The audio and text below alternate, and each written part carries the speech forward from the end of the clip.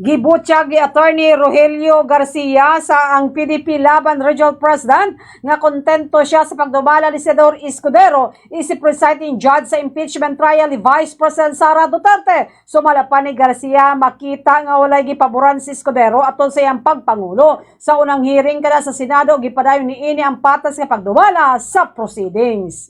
Well, yes, you have to appreciate si Chis Escudero being the presiding officer. Ako ay respect his ability to preside. Wala mang tayo pasako, kabahin wala ko nakita nga pagkiling niya sa prosecution o pagkiling niya sa depensa. It was a purely understanding the objections, the presentation sa iyang pagpanlantaw. Okay. Wala ko nakita nga malain.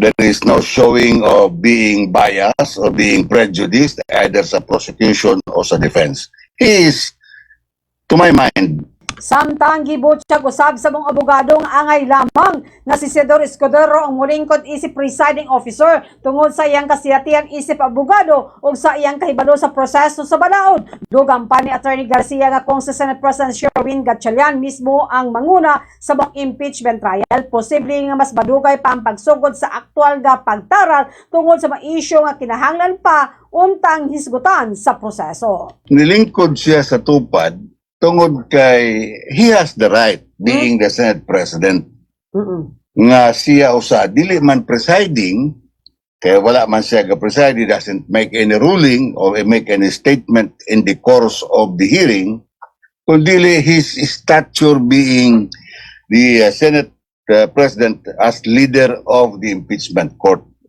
So mo ka na iyang rule dito, murag gitawag na tog flower base. Ang pamahayag ni Attorney Rogelio Garcia, ang PDP Laban Regional President.